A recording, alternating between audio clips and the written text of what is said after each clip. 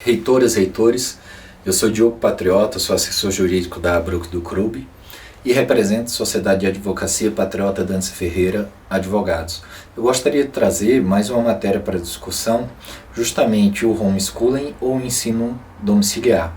A importância de discutir esses pontos nesse momento é que o Distrito Federal recentemente regulamentou essa nova modalidade de ensino dentro da sua extensão territorial.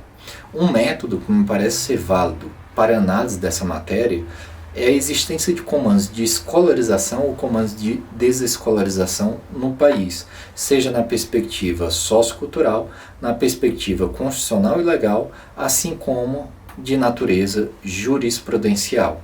Embora o Brasil seja um país que se entende como tal, como nação desde os anos de 1500, o processo de escolarização foi um processo efetivamente tardio e que aconteceu com mais força a partir da chegada da família real ao país, a família real portuguesa. Com isso são criadas as primeiras escolas para atender à elite, aos filhos da elite e da nobreza. Mas, durante a estada da monarquia no país, foram regulamentadas leis que determinavam, por exemplo, ainda no ano de 1827, a criação de escolas nos vilarejos mais populosos. Em 1834, essa mesma monarquia determinou a criação da primeira escola de professores. Na década de 20 surge com muita força, e aí mais recentemente, o movimento Escola Nova, justamente buscando um processo mais inclusivo de crianças e adolescentes à educação básica. Em 1930, no governo de Getúlio Vargas, é criado o Ministério da Educação e é reforçada a ideia de secretarias estaduais de educação como grandes acreditadores da educação nacional. E a educação é prestada única e exclusivamente por escolas, sejam elas públicas ou privadas. Na perspectiva constitucional, existem as mesmas questões e são claros os comandos de escolarização. Nesse sentido, se pode falar da garantia do direito público subjetivo previsto constitucionalmente de acesso e permanência na escola de crianças e adolescentes, aí quando se trata de educação básica, da implementação de programas públicos de transporte, saúde e assistência social a serem prestados na escola, do acesso e permanência igualitário na escola, assim como do compartilhamento de regras de direito financeiro a partir da ideia do número de matrículas que são efetivadas em estabelecimentos estatizados e que servem como parâmetro para o compartilhamento dos recursos públicos, dos recursos financeiros públicos. Mas, quando se atribui a regulamentação legal federal, da mesma forma, os comandos de escolarização se somam e se sobrepõem em diversos ramos do direito. O primeiro dele, me parece, a própria LDB, ao estabelecer as grandes regras, as regras gerais em matéria de educação, ela fala sobre a igualdade de condições de acesso e permanência na escola, do pluralismo de ideias e concepções pedagógicas a serem exercidos na escola, na educação obrigatória de 4 a 17 anos, na garantia de educação de jovens e adultos que não conseguiram se educar na idade própria na escola, da frequência escolar, da facultatividade do ensino religioso, mas sem prescindir da presença na escola. O Estatuto da Criança e do Adolescente, mais uma vez, traz outro comando de escolarização quando ele determina que é obrigação dos pais matricular os filhos em escolas. E o Código Penal, quando estabelece o crime de abandono intelectual, pode ser interpretado até então como incidente em relação às condutas de pais que não escolarizam seus filhos.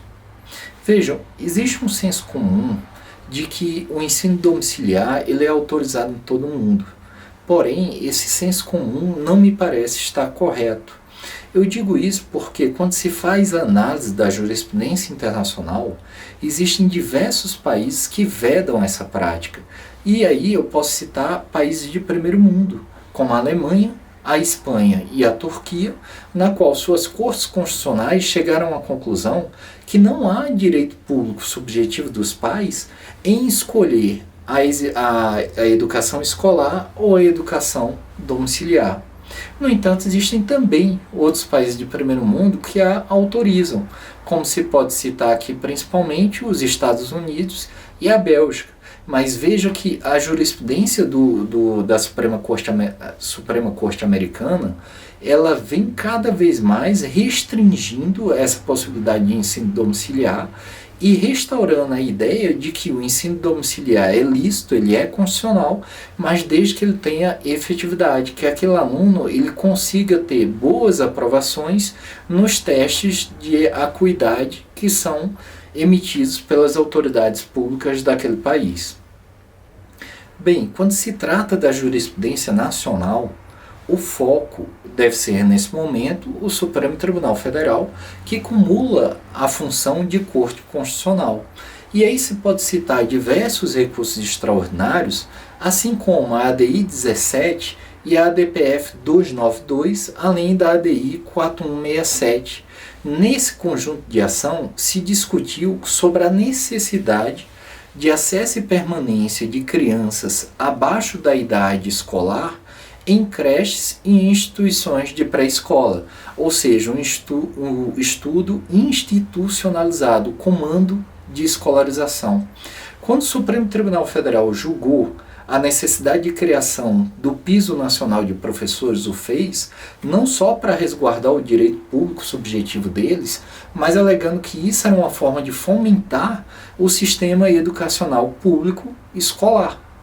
Bem, eu acho que uma das ações que é mais simbólica em relação a essa matéria é realmente o RE 888-815, justamente porque nesse momento o Supremo Tribunal Federal julgou um recurso com repercussão geral em que pais de um aluno pediam que a autoridade local, a autoridade educacional local, que ele prescindisse da presença escolar para ser educado pelos próprios pais em casa.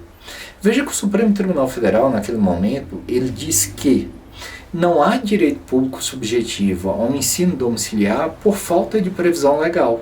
Mas o Supremo Tribunal Federal não disse que a existência de uma lei que autorize o ensino domiciliar é necessariamente constitucional.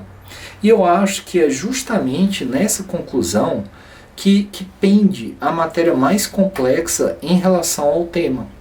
Justamente porque, dados os comandos de escolarização existentes na Constituição e na legislação federal, me parece que é possível sim prever o ensino domiciliar ou homeschooling, desde que haja uma emenda constitucional para adequar o texto constitucional a essa modalidade de ensino.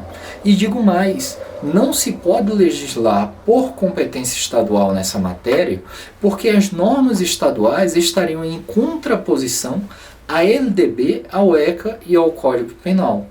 Então, embora eu não diga que peremptoriamente é proibido o ensino domiciliar no país, me parece que qualquer regra estadual ou distrital que trate dessa matéria não pode prescindir de uma reforma constitucional que adeque o texto da Constituição a essa nova modalidade de ensino, assim como reformas na legislação federal para que também a LDB, o ECA e o Código Penal comecem a vislumbrar e aceitar essa nova modalidade de prestação ou de formação das crianças, adolescentes e adultos. Bem, eu gostaria mais uma vez de agradecer por esse momento, pela atenção dos senhores. Eu me coloco à disposição ao mesmo tempo que eu desejo um Feliz Natal e um próspero Ano Novo a todos.